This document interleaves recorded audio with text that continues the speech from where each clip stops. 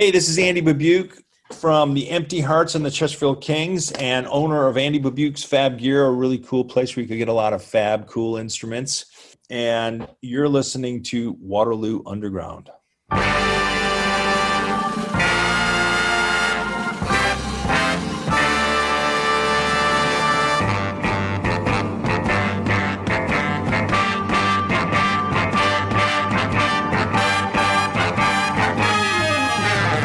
Hey there, Waterloo Undergrounders. You're listening to Waterloo Underground with Miriam and Johnny, and we've got a very, very special guest here today from the far regions of northern New York.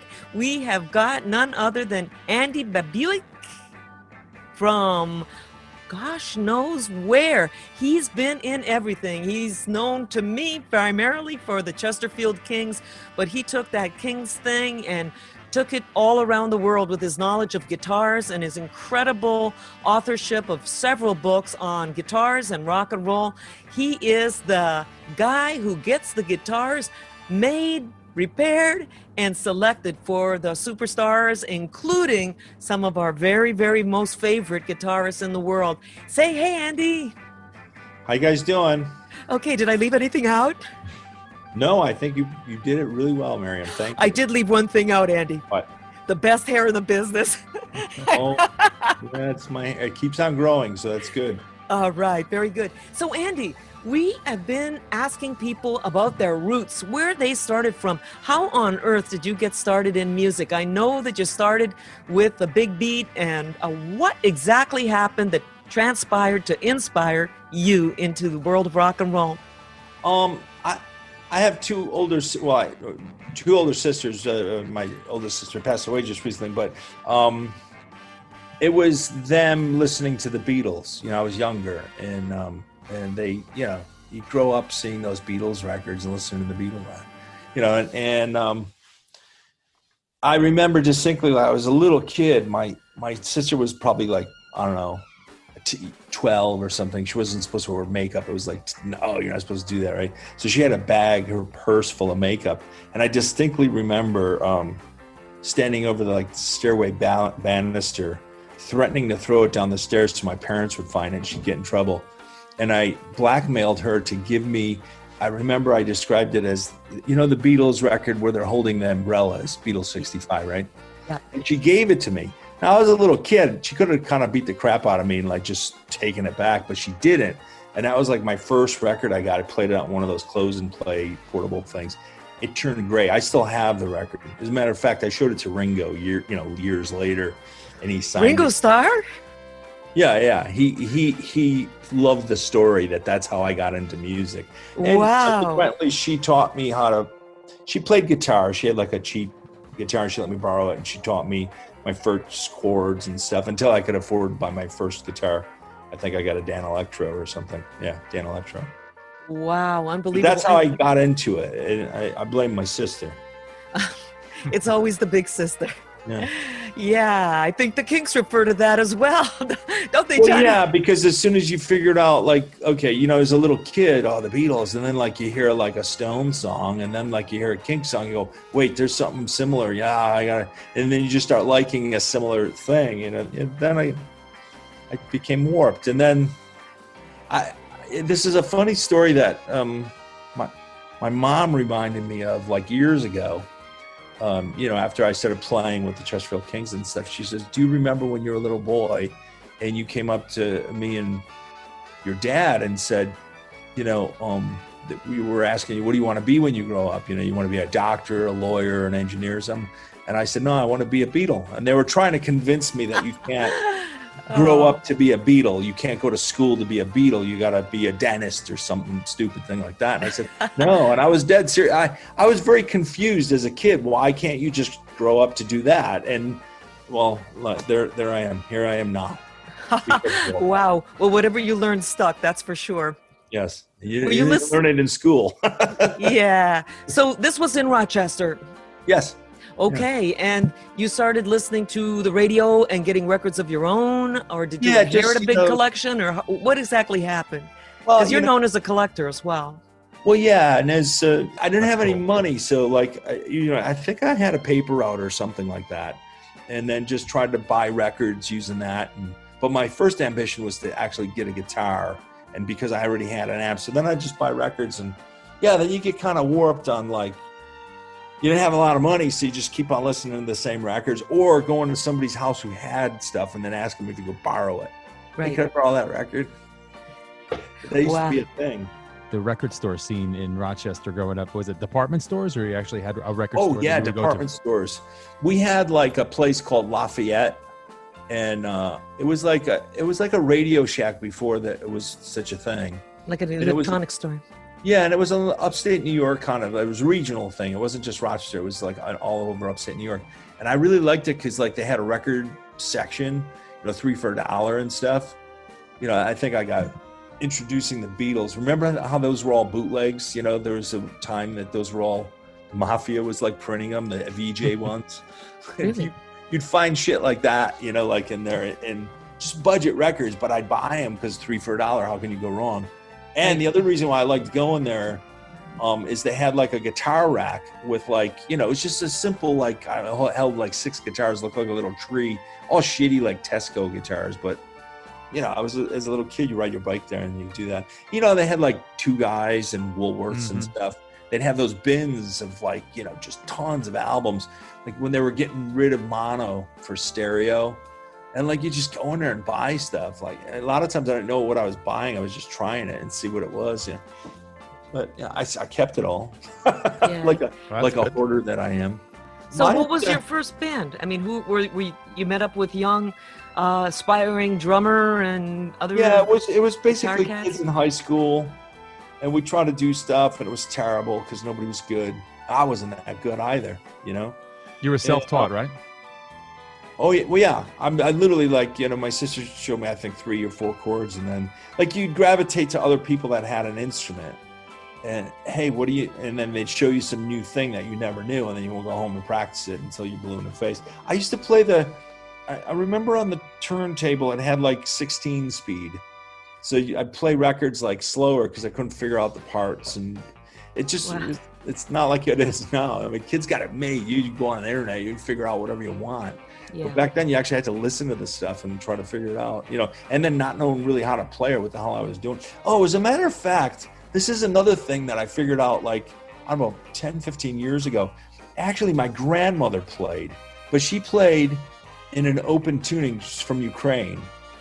And she came over during the war, and she actually knew how to play guitar and sing, but she used to play a 7-string because in Eastern Europe, they used to have 7-string guitars with an extra bass note. And she played it in an open tuning. And she taught me when I was a kid. So my sister taught me chords in a regular tuning, but my grandmother taught me in a different tuning. And when I showed that to kids, they were like, what is that? That's like alien. Years later, when I got into the blues, it's actually Vastapo. It's the same thing. It's just an open tuning with an extra low string, but the guitar I had didn't have a low string. Kind of cool, thinking back. Anything that would teach me guitar, I just did it. Whether it was right or wrong, I just tried. Yeah. You had it in the blood. So here comes high school. You've got a rock and roll band going. What were the names of some of your early bands before the Kings? I don't think we actually had names. It was literally kids that, I went to school with. And, oh, you're a drummer? Oh, you have a bass guitar? It wasn't even if you could play bass guitar. You have a bass guitar? Okay, you're in. I mean, and the kid could barely play. He was taking lessons and stuff. We played at like, some girls' party or some stupid thing like that. It was just to try to pick up chicks anyhow. All covers? Oh, yeah. Ironically, I know for a fact we did You Really Got Me. I can't remember. It was all like really simple, the easiest songs you could possibly play. Yeah. There's some Beatles stuff and stuff. And I think we really struggled just trying to sing and stuff. It was probably really embarrassing, actually. But it was just the mentality as a kid just to do it. Some other girl from high school was working at this place, the House Guitars. So she said, why don't you apply there? And at that point, I think I was maybe like 15. You want to describe the House of Guitars? Because it's a very famous store.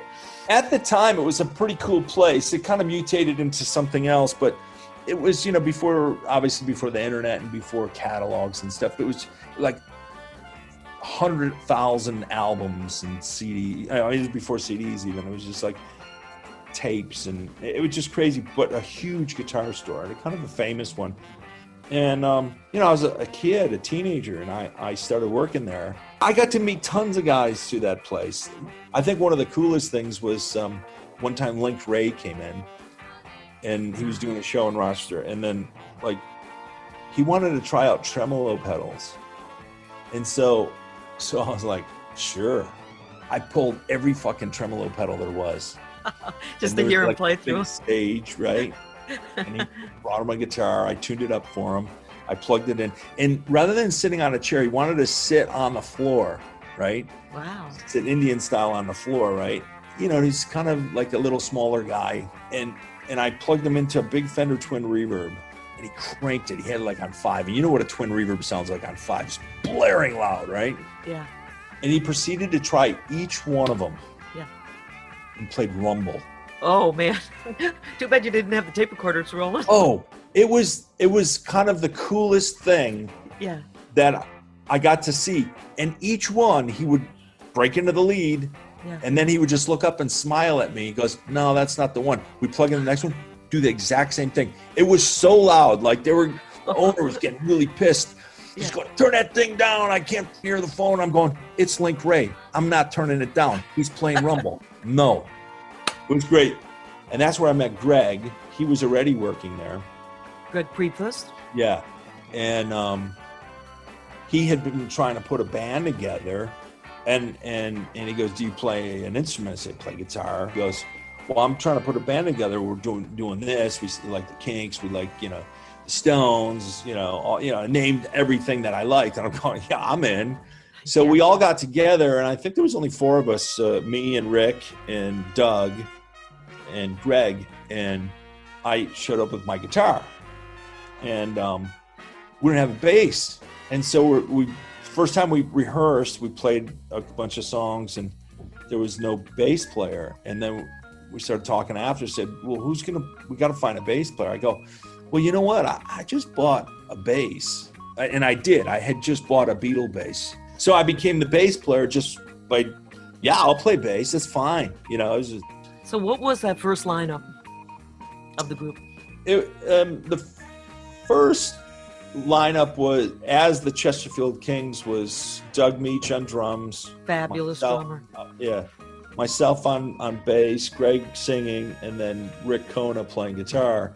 And we did a single. No, before we did the single, we rehearsed a bunch, and we realized we needed another instrument. And I had this friend, Oris Gurin, Ori we called him. And he played piano because he was showing me how to play piano. We grew up together. My parents and his parents grew up together. So another Yuki kid. So we just were pals, right? And he was playing piano, and I told the guys, I go, "I got this friend Ori, he plays piano." And the light bulb went off. We could be like Paul River and the Raiders. Why don't we get a Vox organ, and then we could have him play organ. We could be like Paul River and the Raiders. It'd be great. And we did find a Vox organ. And I think we got a Farfisa first. That's what we got, Farfisa. And then I showed him how to play guitar because he didn't play guitar yet. So I showed him just some basic chords. And with the band, that's all you needed to know is some basic chords. So on some songs, he would play organ, and on some songs, he'd play guitar. And that was the first lineup. How did that first record come about? I think Greg pushed to say, "We should make a record." And we're like, "Okay."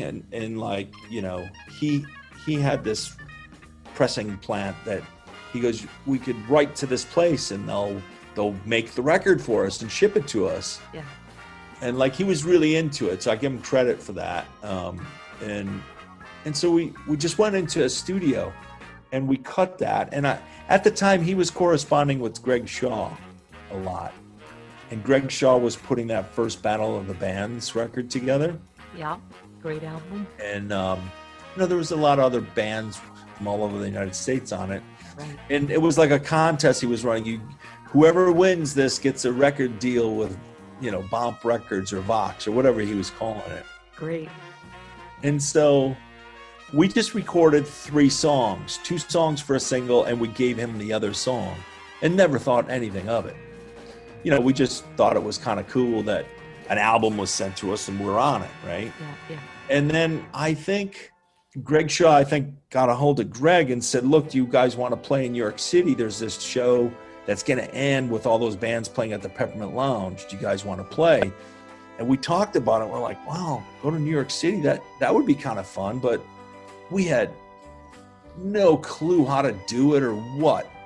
And it was literally like the night before we kind of decided, I guess we'll just get in some cars and drive there. And they said we had to bring our equipment. So we were so stupid. We couldn't even realize how big the stuff is and how big the cars were and that you couldn't fit it. And I remember we had to take Doug's drums apart and put them inside each other to fit into one of the cars. And we literally went there like the greenest bees ever and just played what we thought we thought we were cool, and we just did what we thought we would do. Yeah. And I remember David Frick was there with Kurt Loder, and they cornered us, and like we kind of knew who he was, and he wrote this big article about us in with the New York Rocker. Remember that magazine? Of course. And then all of a sudden we were getting phone calls left and right from like the Peppermint Lounge to have us come back and shit. And then we just started this thing in other cities like Boston and, Washington and stuff. Yeah. And it was like literally just like it happened all of a sudden. And our single came out right at the same time. And then Greg Shaw decided that we won this Battle of the Garage Bands thing, and he offered us a record deal. We're such arrogant little fucks, we told him no. We're shopping. The guy who we worked for, Armand, he said, no, I have a record deal. I have a record company. I'll pay for everything. Well, just to let our listeners know that you're talking about Armand Showbrook. Yes. And for some of the collectors of Church Mice fame, yes. Correct? Yeah. Okay. So he was putting out his own records, and so he said, I'll put you on my label. And we were working for the guy anyhow, so it kind of worked. Yeah. And then we put out that first album, and it was, just like overnight, it just like we got really popular. So that's kind of how that whole thing happened. Can we take a step back and talk about maybe the early recordings, what that was like going into the studio for the first time with the group? I think of the first album, a lot of people like that record. It wasn't quite exactly what we wanted it to sound like fidelity-wise. The songs, let's face it, they were all covers. And the ironic thing was most people thought we wrote them. We didn't. They were obscure. Most of them were pretty obscure songs. And I think that was some of the charm that we were able to pull off. We did these cool covers, and people that didn't look at the credits, they thought we actually wrote it. And they thought, man, these guys are genius. Look at these songs they got. Well, we didn't write them. Mm-hmm. so that actually helped us by basically you have all these great songs. You pick the best songs and you record them.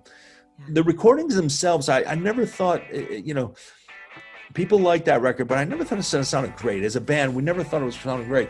But I have to say the second single we did, Hey Little Bird, we went to some guy. We decided we hated, that Armin guy paid for us to go in this big studio. And that's where I remember we got in a big clash with the engineer. He thought, you gotta, you put the drums in that room and the bass in there, and you can't have any bleed through. No, it's got, he made it sound so pure. It sounded like, I think the joke was we don't want it to sound like Gino Vanelli, because that was like big at the time or something. So it was like the worst record you could mock out, right? We didn't want to be that.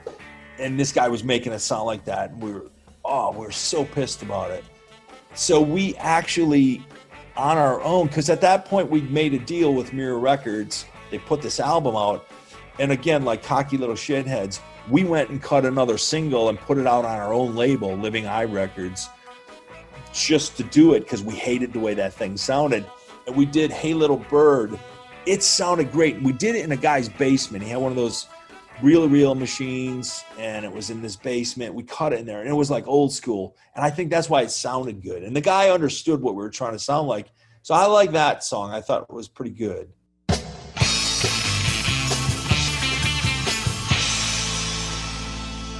Yeah, it was more like what we wanted it to sound like. And then, so the first album, it's a good record. And you really did inspire that entire quote unquote movement I remember seeing you in those early days, and it was, I never used this word. Awesome. I mean, it was so incredible because, we were old enough to like kind of remember as little tots about what great rock and roll was about. And that, oh man, here was a group that was delivering this. And you weren't like trying to be that. It just seemed to be a natural, very, very snotty kind of a thing because you guys didn't come off as pretty boys at all. No, we were so fucking arrogant and so like, well, you remember because you used to hang out with us. You and Billy would always show up. Oh, yeah. Hang out because... we were obsessed with just being like the coolest garage band, 60s thing. And we were like so anti everything. Like, I think the garage thing came from David Frick because in that first article, he called us a garage band. And we kind of grabbed that moniker because we were calling ourselves a 60s band. Like you remember, we'd go around telling people, no, we don't even listen to anything after 1966. Fuck you. Or the heaven that was 67. We were like so arrogant about it. We don't even watch TV, any TV shows after. I mean, we were just I know. Like, well, Greg was doing Future magazine at the time too, which was filled with that. Yeah, it was a spin on that whole attitude. Yeah, and it kind of like we grabbed that moniker of garage band, and then that became like this thing, and now it's just like a common phrase. But I blame David Frick on it. Actually, he's the guy. Wow, really? Okay. I always thought it was Greg, but he's the guy that kind of really pinned it on us. And I think in the article, I still have the magazine somewhere. It calls us the Kings of the Garage or something. Referring to Chesterfield Kings and all that shit. Yeah. But there was a lot of bands that spun out of that after that. Yeah. But one thing I got to tell you, Andy, is, as a fan and seeing you guys and hearing you guys, the one thing, well, among many, but one thing that was really unique about you guys, apart from great sound and the great performance and stuff, was that you were such a unit. And the records kind of parlay that in that you're hearing this completely, this unit sound that was really an original, like going back to like original records that we really loved, that you were able to deliver that. It wasn't like piecemeal. It seemed like you were a gang. And I always thought of the Kings as the Kings. Like you don't really talk about you guys separately. Like we know you, of course, Andy, you're the one with the hair. So at any rate, I'm just kidding. Just the girl's eye perspective. But really, you were a gang. You were like a pack. And it's like, the Kings are here. Here come the Kings. It's the Chesterfield Kings. And it wasn't goofing around. No matter how authentic you looked, you sounded that way too. And that was really what separated you from the rest of the flock. You didn't get dressed up and get on stage. You were those people. No, we were and still are. Excuse me. It's funny because there's a couple of things that, in realizing back, still being in bands and stuff, we rehearsed 3 times a week, like heavy. Like it was like a religious schedule. If you missed it, man, you were going to get shit from the other guys. But I think that was one of the reasons why it sounded good as a band. We were very committed to rehearsing. And we'd if you remember, we used to come to New York City. Every time we came to New York City, it was a totally different set. Yeah. It would be all another 20 or 25 obscure garage songs. Yeah, no one ever that was heard. Always a delight. Yes. Yeah. And then all of a sudden we show up 2 months later with a completely new set. And I remember other bands like Rudy from the Fuzztones and like the guy in the Vipers. They would like record our sets, and then they didn't know how to find the songs because Fred had all this shit that nobody knew about. They'd record us doing it, and then they'd copy the songs, and we'd be so pissed. It was kind of a rivalry thing, I guess. But yeah, sure. We would always come back and just do a whole totally different set. But that was another reason why we started writing the songs. Yeah. Because we figured if we wrote songs and they copied it, well, then you're just stupid. And meanwhile, locally, you were also turning the whole taste of the town around, because I remember coming up to see you guys early on, and was that at Scorgie's?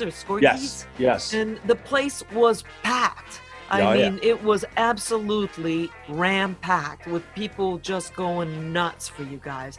And that must have felt really good to have like the entire local contingent that dedicated to you. You ended up defining the Rochester sound. You know, it went from, Lemon Lime by the Tempests and Rock of Rochester directly to the Chesterfield Kings. Well, yeah, well, thank you. I fun band. And you guys were a group for a long time. You became this rock scribe yourself, penning these gigantic tomes that are really the last word in what your topics are. How did that all happen? When did you start writing? When we started making records, we were very intent to sounding like what we liked. And every time we'd go in a recording studio, these guys would try to engineer it. And then we'd listen to it and go, this sounds like a shitty jazz ass record. Some, Gino Vanelli or some, crap or whatever the hell was out at the time that was just horrible, right? And that's what it would sound like to us. This is terrible. And we wanted this more of a vintage sound. And so we knew to buy old guitars and we knew to buy old amps, and I studied all that stuff. And because I was working with it, I had access to all this shit. But we quickly realized that there was more to it. There was the recording side and there was vintage mics and, tube preamps and, compressors and all that stuff. It became an obsession with me. And because I had access to a lot of it, I would just study it personally so that I could use it on our records. We would try to make it sound old and it would just sound bad instead of good. It was just tinny and shitty. It didn't sound like a cool Parvin Raiders or Beatles record or something like that. Fidelity wise, it just sounded shitty. So we were always trying to better it, make it better and better. Yeah. And so I think by the time we did the Surf album, we finally figured it out. And again, it was my obsession with equipment and all that stuff. And working there, I remember distinctly what happened. These guys came in. They were from out of town. They wanted to buy some vintage amps like the Beatles used. And they're looking at some of the Thomas Horgan stuff, Super Beatles and stuff. Yeah, they're talking, this is what the Beatles used in the studio. And I was like, well, actually, they didn't. They used tube amps. They used the British version. You don't know what we're talking about, kid. And they were older than me. They were, you weren't around back then. I go, well, actually, they didn't use that. They used tube amps, and they were the ones that were made by JMI. I knew everything about it. I was telling them. They were literally arguing with me, and they left and didn't buy anything. Yeah. So I go back in the office, and I was talking to this guy that worked there with me. Beatle nerds, huh? And I go, oh yeah, they've had it so long, man. There's so much misinformation out there. Yeah. And the guy goes to me, man, you know what you should do? You should get a case of beer and lock yourself in your house for the weekend and just write everything you know about Beatles stuff, because you know a lot about it. Yeah, I bet you that would be a book. And I literally a light bulb went off. I thought, maybe I'll do that. And then it was literally a weekend. I started doing it, and it was really into it. 6 years later, I owe that guy a punch in the arm because it wasn't a weekend. It was 6 years. Wow. But you really go into detail and stuff like that. What is your favorite guitar? Not necessarily one that you own, but what do you think is the most beautiful, fantastic, great sounding, everything? Is there such a thing? Or do you have to, delineate, this one's the prettiest, this one sounds the best? It's hard to... I could never pick one guitar. I couldn't. At my home, I keep probably about 50 guitars all the time. That I always have out. They're all on display. I don't even keep the cases there. You know how many 50 cases looks like? It's horrible. Keep those all in storage. I just keep the guitars at home. But they're all there, so I have a little bit of everything depending on what I'm doing or what I'm trying to work on. I have different tools. It's like having tools. That's how I do. Tell us about your Kinks fandom, because Waterloo Underground, we named it after the Kinks, and we're really pushing for that Kinks reunion. Tell us about your Kinks fandom. Well, a lot of people know that I wrote the Beatles gear book and the Stones gear book.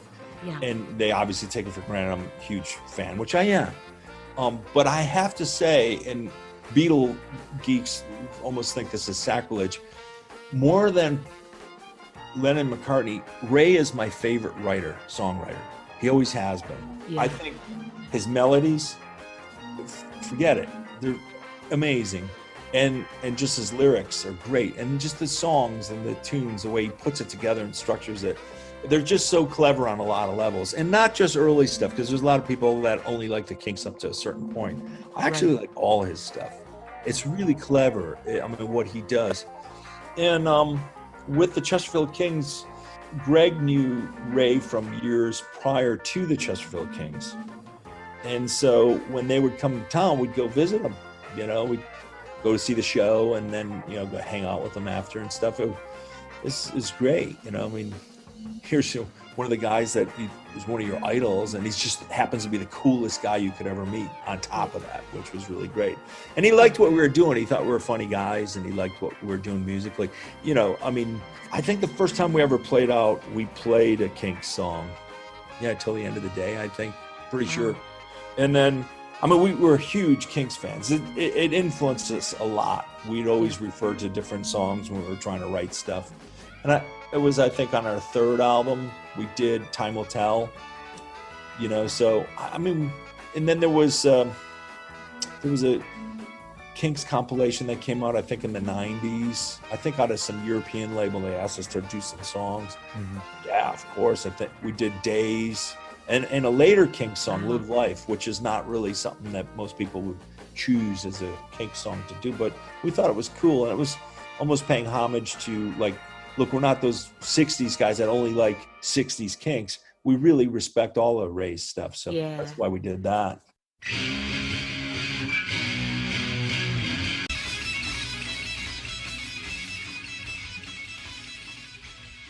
I would like to get into the Kinks guitars.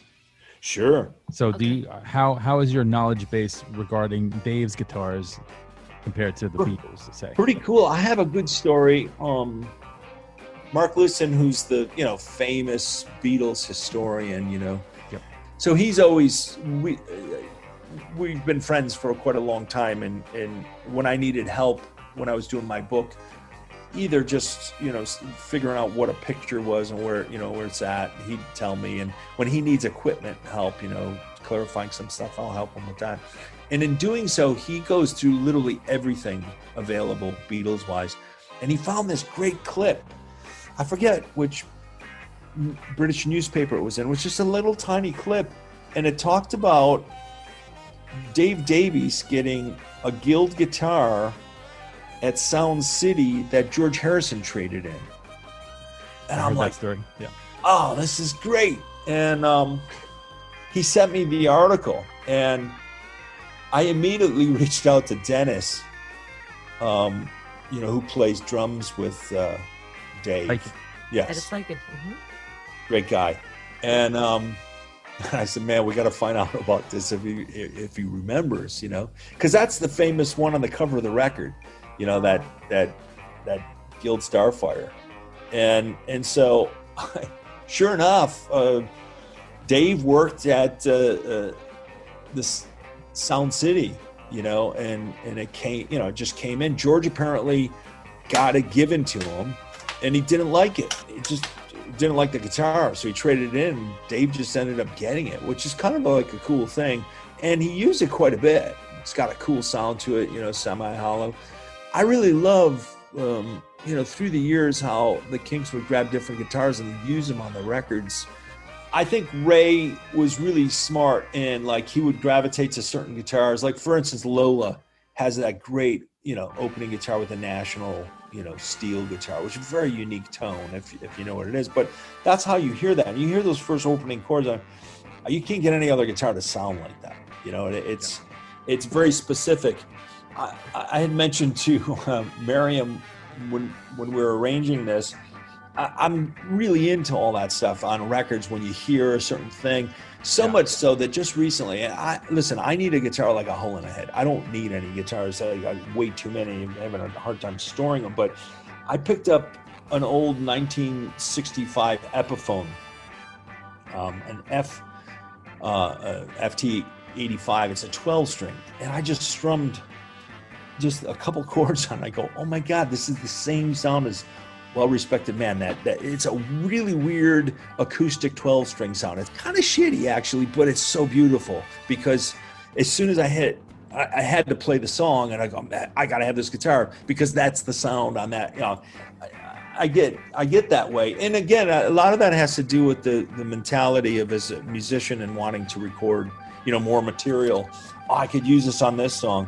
But I was always infatuated with the Mellotron. You know, everybody used it in the 60s. The Beatles were one of the first. Obviously the Stones and, you know, other bands, Moody Blues, Pink Floyd, you know, millions of bands used it. A lot of that prog rock stuff did it, but later. But obviously Zeppelin, but the Kinks used it brilliantly on Days. It gives it a real haunting sound. If you divorce that out of the track, it doesn't sound the same, you know? And as musicians do, you know, Ray was that way. Like, there's a new instrument available, and he used it in that time period, you know, on quite a few Kinks songs that really give it more of a, you know, and it gives it a kind of like, what is that sound? That's weird, you know?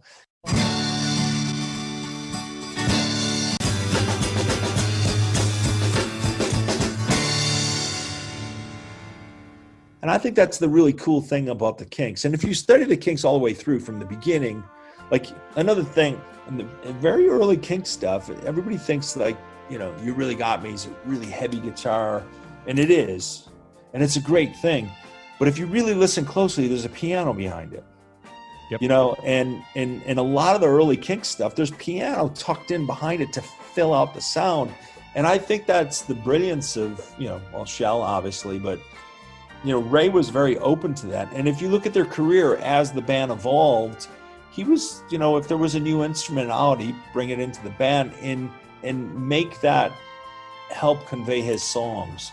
So his writing, and, you know, it wasn't like he relied on the instrument to make the gimmick of the song. He took the instruments and made the song sound better, which is really a genius of Ray. Do you think that you're going to be writing a book on the Kinks guitars? You know, I've been asked to, I did the Stones gear, I did Beatles gear. I've been asked to do a lot of other gear books on other bands. Yeah. And I don't want to do any more books. It's so hard. So much work, you know. You know, I mean, you write. It's but specifically those are giant volumes for the listeners. You know, we talk about those guitar books, and they are massive. They take up a lot of shelf footage there, square footage on the bookshelf. Heavy. They're like 5 pounds each. Like, sometimes people will order a pair of them, right? You know, one of each, and they put them in a box. It's like 10 pounds. You can bludgeon somebody with that if you want. Thank God for media mail. Yeah, right. When did the Empty Hearts start up, and what was the whole idea behind that? Because it's kind of a super group. Well, it wasn't intended to be that. Not at all. You know how backstage you always hang out with other bands? Yeah.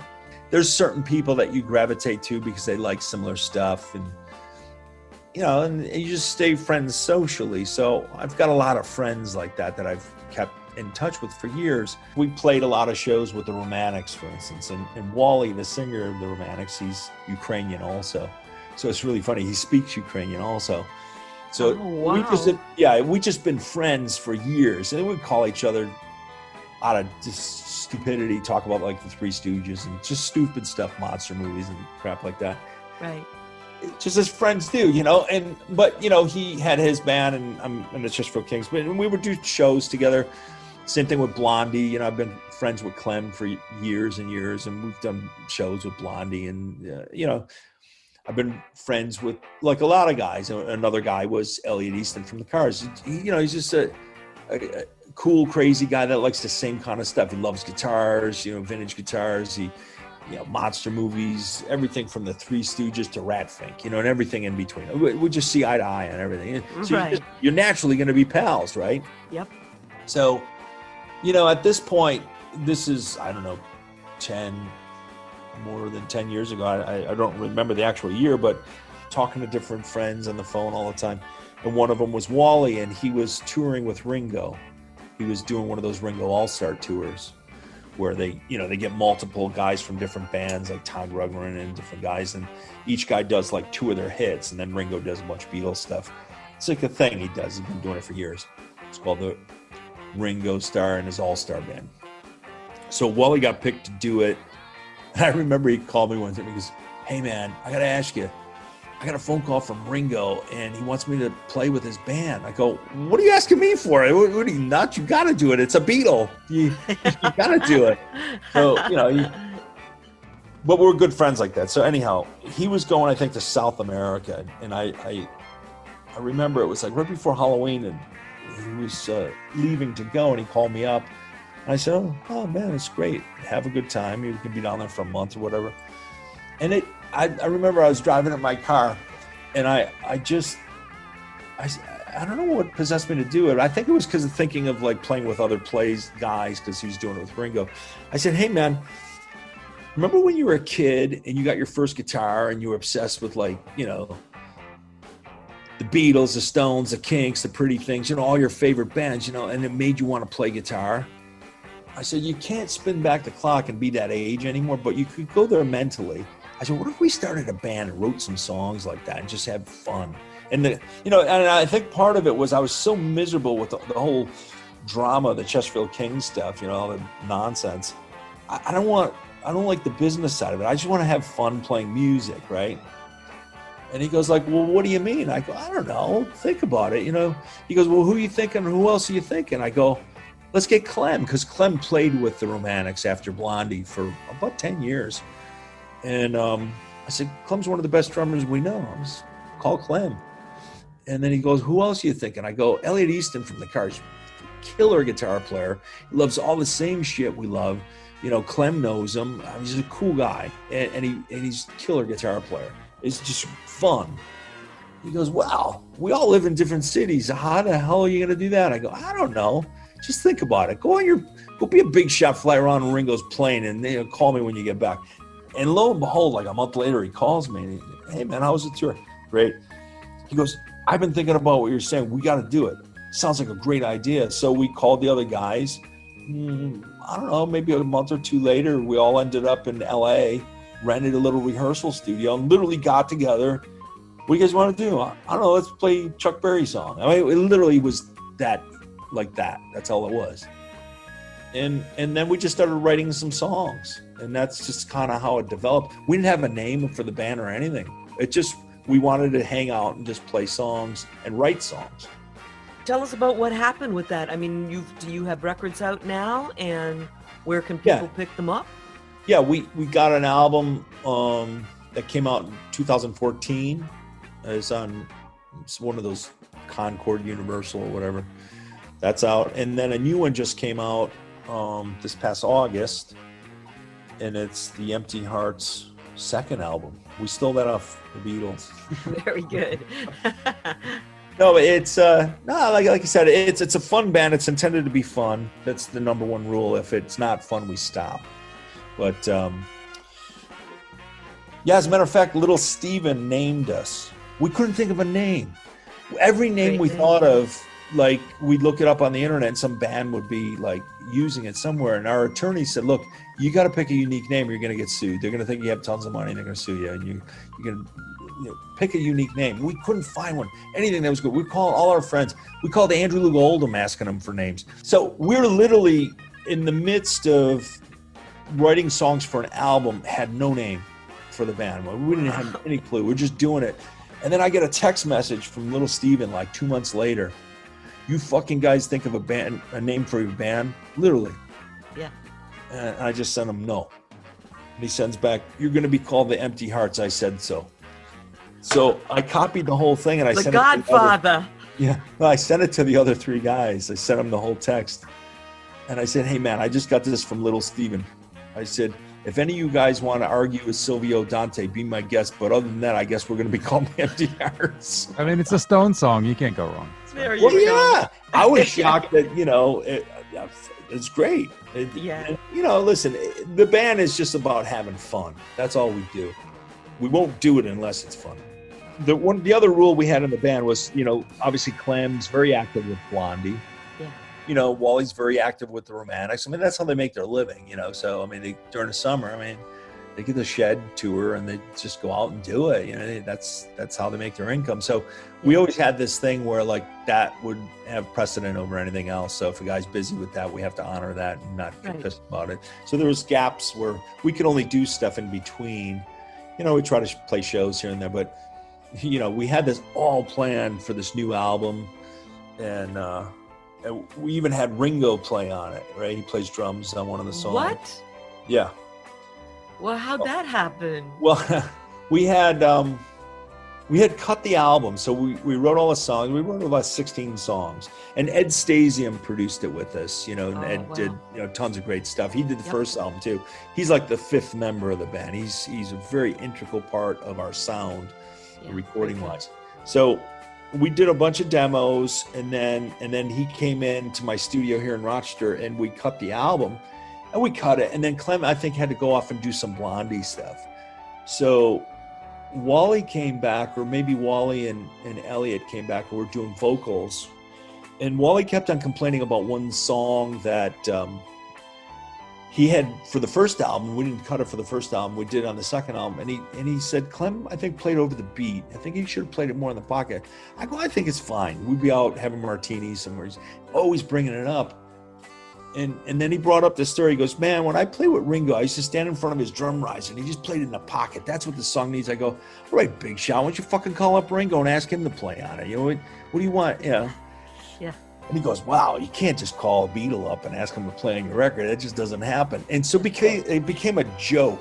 Like, for the next 4 months, you know, I'd wake up in the middle of the night and I'd send him a text picture of just Ringo from, like, Help or something, you know, just to drive him nuts. You know, gotta call Ringo. Come on, call him up.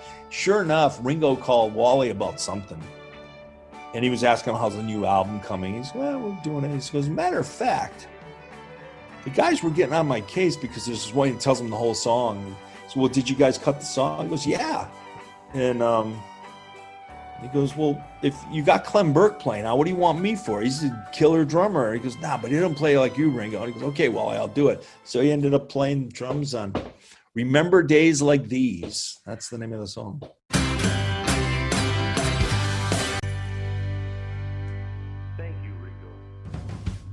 Wow. And where did you record that? In the States? Yeah. I have a recording studio here. And do you think yet you might be touring once all of this plague stuff goes away? Do you think you'll be touring? Yeah, that was the intent. I mean, we had an album that came out in August. We had this whole tour plan that, you know, we're going to launch it in LA and play at the Whiskey the first time in a long time, and then do West Coast and start off in Chicago, Detroit. And we can do the US and go to Europe and go to Japan again and stuff. And well, that's not happening for anybody. So hopefully we'll see as things clear up, we could go out and finally play. I think every band in the world wants to go out and play. So Andy, if someone is coming to look for you and look for guitars, where do they come in Rochester? Funny what is the address? And are you really there? I'm here right now physically. Look, I'm looking at all these beautiful guitars. Rickenbackers, all kinds of lovely Fenders. I can see that. It's Andy Babiuk's Fab Gear. So we're in Rochester, New York, in Fairport, which is a suburb of Rochester. Okay. And we're at 200 Packett's Landing. And your website? Right now, we're closed because of COVID. Right. So our retail showroom is closed, but we're open online. So you can find us at andybabiuksfabgear.com. And we've got all kinds of cool guitars. Fantastic. All right. And what about your books? What's the best place that a reader or a listener would be able to find your books? You could get them on Amazon or any kind of good bookstore, you know. But you could also get them direct from our website, Andy Babiuk's Fab Gear. And if you get them from us, I'll even autograph it for you. Yeah, there you go. We really love having had the time to speak with you about all this stuff. And we want to tell all of our listeners out there in Waterloo Underground land that they can pick up your books and they can come and shop with you online right now, and maybe someday soon be up there in Rochester and get an autographed copy and have you regale them with stories of Link Ray and the fantastic Kinks and the Rolling Stones, and maybe some of these top secret tales that we weren't able to tell yet. But you can Google Andy Babiuk, and that is Babiuk. Yes, and Fab Gear, because he's got the Fab Gear. They say I have some Fab Gear here, Rochester and it is all Fab. So Andy, thank you so much for taking the time with us at Waterloo Underground. We really appreciate it. You're one of our heroes, and it was wonderful to corner you this afternoon. Thanks for having me, you guys. All the best to you. Thank you so much. God save the Kinks.